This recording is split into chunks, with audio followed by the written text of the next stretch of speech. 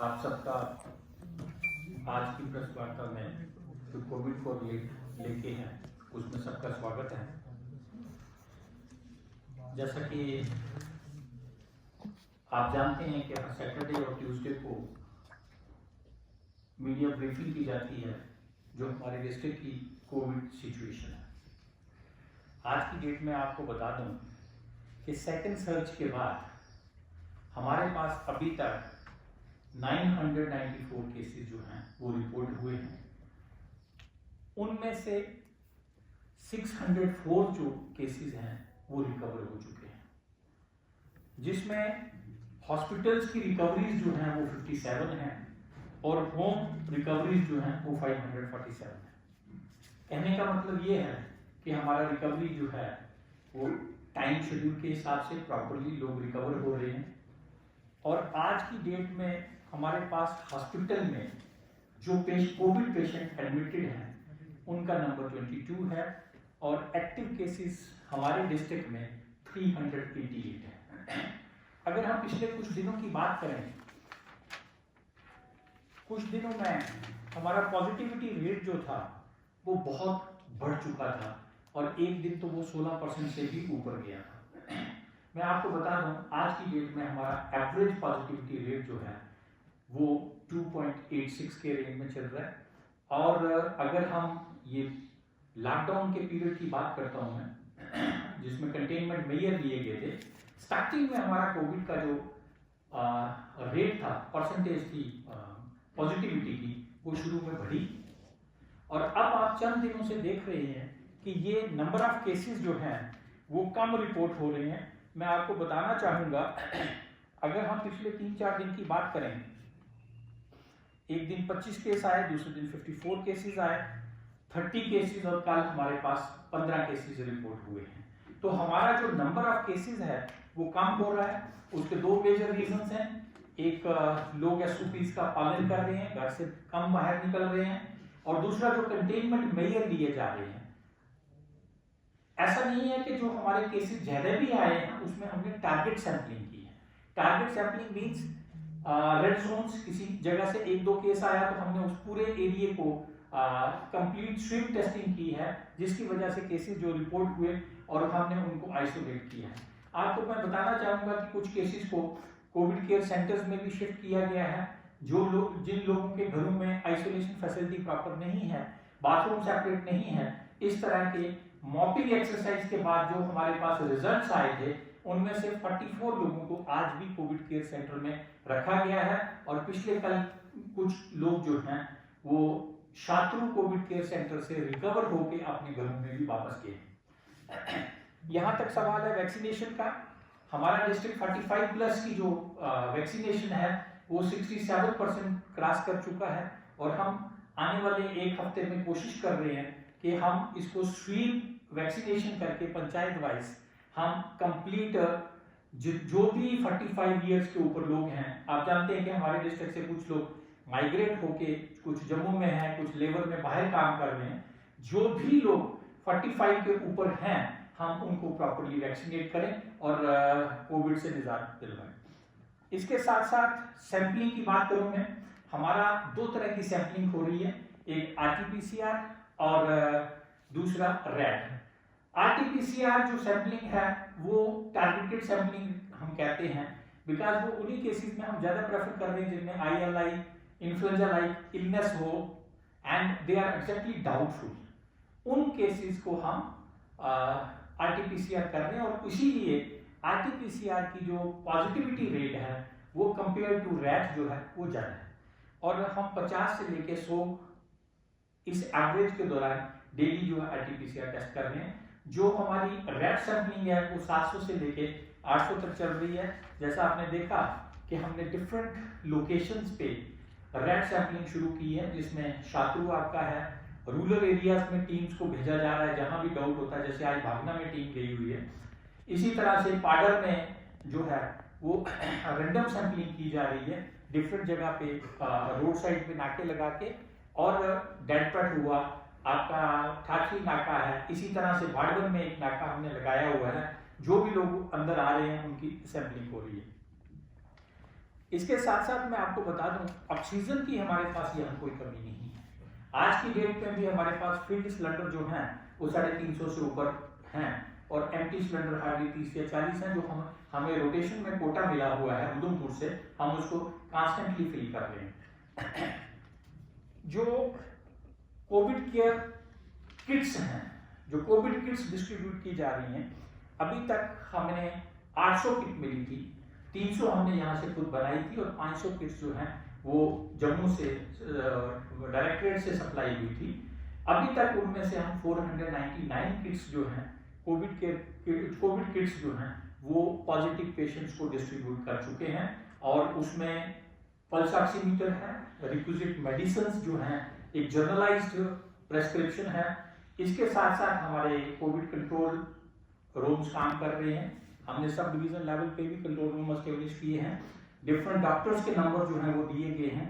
इसी तरह से मैं आपको बता दूं, कल से हम ऑनलाइन, कल मॉर्निंग से पॉजिटिव पेशेंट्स और कोई भी अगर दूसरा भी उसके साथ जुड़ना चाहता है तो ऑनलाइन हम योगा क्लासेस मॉर्निंग में योगा के लिए शुरू कर रहे हैं, ताकि जो पॉजिटिव पेशेंट्स की रिकवरी जो है वो फास्ट हो सके। अगर कोई उस पेज के साथ जुड़ना चाहेगा वो फ्लैश कर दिया जाएगा, ऑनलाइन सुबह उनके साथ जुड़ सकते हैं, और ये हम ISM डिपार्टमेंट के कोलैबोरेशन से हम ये इनिशिएट कर रहे हैं यहाँ पे।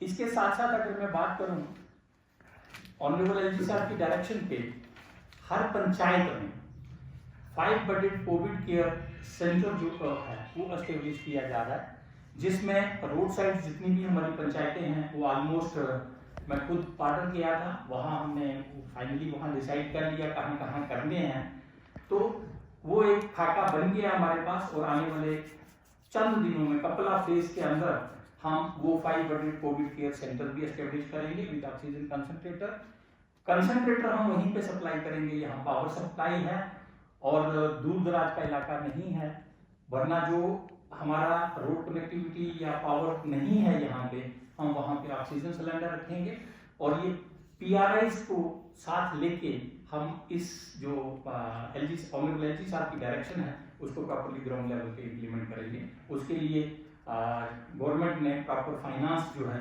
उस बजट जो है उसका भी अरेंज कर दिया, उसके लिए भी 1 लाख रुपया जो है हर पंचायत लेवल पे अलॉट किया गया है। Thank you sir. अगर हम थर्ड वेव की ओर अग्रसर होते हैं तो कितना तैयार है किश्तवाड़ प्रशासन इसके लिए? देखें, आप जानते हैं कि सेकंड वेव में भी आज किसी भी डाटा की बात करेंगे, चाहे नंबर ऑफ पॉजिटिव केसेस की बात करें, चाहे नंबर ऑफ डेथ्स की बात करें, चाहे आप हॉस्पिटलाइजेशन की बात करें, किश्तवाड़ में सब नंबर जो है वो कम है। पैरेलल वैक्सीनेशन में हम ऊपर है, हमको ये कोशिश कर रहे हैं, यूं ही हमें 18 से 43 या किसी भी एज ग्रुप की वैक्सीनेशन अलो होती है, हम उसको बार फुटिंग पे करेंगे, और अगर लोगों को हम वैक्सीनेट कर सकते हैं और उनको थर्ड वेव से भी बचा सकते हैं। थर्ड वेव के लिए जो कहा जा रहा है बच्चों पे इफेक्ट होगा, उसके लिए भी एक कमेटी बनी है, उस पर हम काम कर रहे हैं, हमें उसको कैसे टैकल करना है, कैसे हमने पेडियाट्रिक डिपार्टमेंट को यहाँ स्ट्रेंथन करना है। ऑक्सीजन जो हमारा प्लांट है OGP ऑक्सीजन जनरेशन प्लांट, वो चंद दिनों में यहाँ लग जाएगा। हमें एक और प्लांट का सोच रहे हैं, अगर सरकार से परमिशन मिलती है तो हम 100 LPA का एक और प्लांट यहाँ इंस्टॉल करेंगे, सो दैट ऑक्सीजन की कमी हमारे पास ना रहे। अगर थर्ड वेव आती भी है, ऑक्सीजन की जरूरत पड़ती है, हम यहाँ से पूरा करें और लोगों को बचा सकें। सर, सबसे बड़ा इशू कारगर है, और अगर कोरोना कर्फ्यू के अंदर जो है पिछले कुछ दिनों से ढील दी जा रही है, 10 बजे के बाद भी लोग बाहर आ रहे हैं, तो उस पर आप कैसे नियंत्रण कर रहे हैं? क्या डायरेक्शंस हैं इस तरह की? देखें, मॉर्निंग में ढील दी गई है सुबह 7 से 10 तक एसेंशियल्स के लिए, जिसमें 50% आपकी करियाना शॉप्स खुलती हैं, वेजिटेबल फ्रूट शॉप्स खुल रही हैं। अगर इसके अलावा कोई भी खोल रहा है या मार्केट में घूम रहा है तो उसके खिलाफ एपिडेमिक एक्ट में एक्शन होगा। डिजास्टर मैनेजमेंट एक्ट लगा हुआ है, 144 लगी हुई है, उनको बुक किया जाएगा और उस पर एक्शन किया जाएगा। Sir, micro containment Jones declare किए गए हैं, तो उनको अब रिवोक कब किया जाएगा? कल भी उमर मोहल्ला का एक बहुत बड़ा इशू सामने आया है। आपने शायद मालूम होगा कि गवर्नमेंट ने हम माइक्रो कंटेनमेंट जोन जो है बना देते हैं, उसको उससे बाहर कैसे आना है उसके लिए भी there is a set policy. वो पहले उसको पार्शियल डिनोटिफाई किया जाता है एंड देन फुली, जब उसके अंदर टेस्टिंग के बाद कोई केस नहीं आता। पहले हम 21 दिन के बाद एक रैंडम सैंपलिंग करते हैं, अगर कोई केस नहीं आता हम उसको पार्शियली डिनोटिफाई करते हैं और 28 डेज के बाद फिर सैंपलिंग करते हैं एक स्पेसिफिक परसेंटेज, और अगर केसेस नहीं आते उसको परमानेंटली डिनोटिफाई किया जाता है। There is a prescribed procedure for denotification of containment और माइक्रो कंटेनमेंट जोन्स। तो सर आपने पंचायत में बेड्स एस्टेब्लिश की बात की, फिर से मड़वा वार्ड 1 और दक्षिण की बात आती है, ना वहाँ इलेक्ट्रिसिटी है ना कम्युनिकेशन है। मड़वा में वार्ड 1 में टावर लग रहा है, उस पर भी थोड़ा सा आप बताएंगे। और अगर जैसे सुखनाई जैसी पंचायत है या रिन्नाई जैसी है, वहाँ कैसे आप एस्टेब्लिश करेंगे और वहाँ हेल्प कैसे पहुँचाई जाएगी जहाँ 3 दिन लगते हैं पैदल पहुँचने? देखिए मैं आपको बताऊं, ये पंचायत लेवल पे जो कोविड केयर सेंटर एस्टेब्लिश किए जा रहे हैं, ये बेसिकली उन लोगों के लिए हैं जिनके घरों में आइसोलेशन की फैसिलिटी नहीं। मेडिकल केयर इन सबको एक नेटवर्किंग के थ्रू जो हमारे पास अवेलेबल रिसोर्सेज हैं उनके साथ जोड़ा जाएगा। वहां सिलेंडर इसलिए रखा जाएगा कि किसी को इमीडिएटली नीड पड़ती है तो उसको दे दिया जाए। आपकी बात बिल्कुल सही है, हमारा दूर दराज का इलाका है, वहां बिजली नहीं है, कनेक्टिविटी नहीं है, मुश्किलात हैं, बट मुझे उम्मीद है कि हम वहां तक नहीं पहुंचेंगे, वहां तक स्प्रेड नहीं होने दिया जाएगा और हम सेफली बाहर आएंगे। तो सर जो टावर लग रहा है उसके बारे में थोड़ा सा दीजिए, क्योंकि मिसकम्युनिकेशन है थोड़ा सा। 2 टावर जो आपके वार्ड में लगे थे, ऑलरेडी टीम्स वहां पहुंची हैं।